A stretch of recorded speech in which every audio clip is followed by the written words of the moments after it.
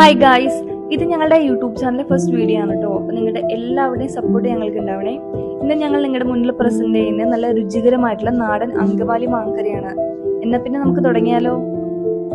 നമ്മൾ മാങ്ങക്കറിക്ക് ആവശ്യമായിട്ട് എടുത്തിരിക്കുന്നത് ഒരു മീഡിയം സൈസ് പുളി കുറഞ്ഞ മാങ്ങയാണ്. അതിലോട്ട് 10-12 ചെറിയുള്ളി എടുത്തിട്ടുണ്ട്. എരിവിന് ആവശ്യമായ 3-4 മുളക്, ഒരു ചെറിയ കഷ്ണം ഇഞ്ചിയും കുറച്ച് കറിവേപ്പിലയും, മാങ്ങക്കറിക്ക് ആവശ്യമായ 2 ടേബിൾ സ്പൂൺ മല്ലിപ്പൊടി, 1 ടേബിൾ സ്പൂൺ മുളക് പൊടി, 1/2 ടേബിൾ സ്പൂൺ മഞ്ഞൾപ്പൊടി. നമ്മൾ എടുത്തു വെച്ചിട്ടുള്ള മാങ്ങ നന്നായിട്ട് കഴുകി അതിനെ ചെറു കഷ്ണങ്ങളാക്കി അതിലോട്ട് 1/4 ടേബിൾ സ്പൂൺ മഞ്ഞൾപ്പൊടിയും 1/4 ടേബിൾ സ്പൂൺ ഉപ്പും ഉപയോഗിച്ച് നല്ല രീതിയിലൊന്ന് മിക്സ് ചെയ്തൊന്ന് റെസ്റ്റ് ചെയ്യാൻ വെക്കാം കേട്ടോ. നിങ്ങൾ ഒത്തിരി പുളിയുള്ള മാങ്ങ എടുക്കുന്നതെന്നുണ്ടെങ്കിൽ അതിനൊന്ന് ചെറു ചൂടുവെള്ളത്തിലിടുമ്പോൾ അതിന്റെ പുളി ഒന്ന് കുറഞ്ഞു കിട്ടും കേട്ടോ. ഇന്ന് നമ്മള് മാങ്ങക്കറി ഉണ്ടാക്കുന്നത് മൺചട്ടിയിലാണ്. മൺചട്ടിയിൽ ഉണ്ടാക്കുമ്പോൾ അതിന്റെ ടേസ്റ്റ് ഒന്നും കൂടി ഒന്ന് കൂട്ടാനായിട്ട് സാധിക്കും.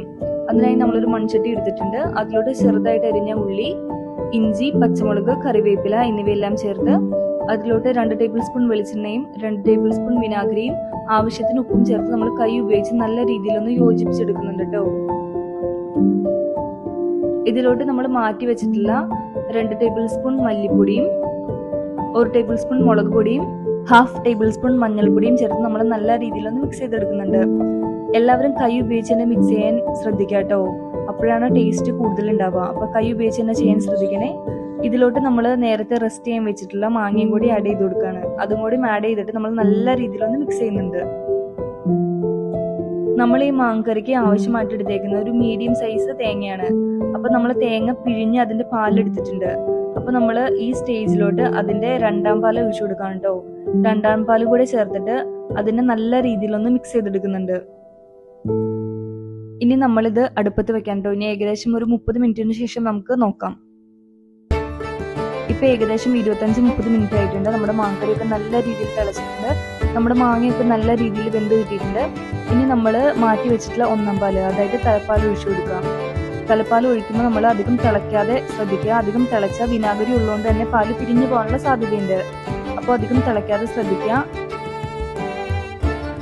ഇനി നമ്മുടെ ലാസ്റ്റ് സ്റ്റേജായ കടുക് പൊട്ടിക്കലാണ് കേട്ടോ.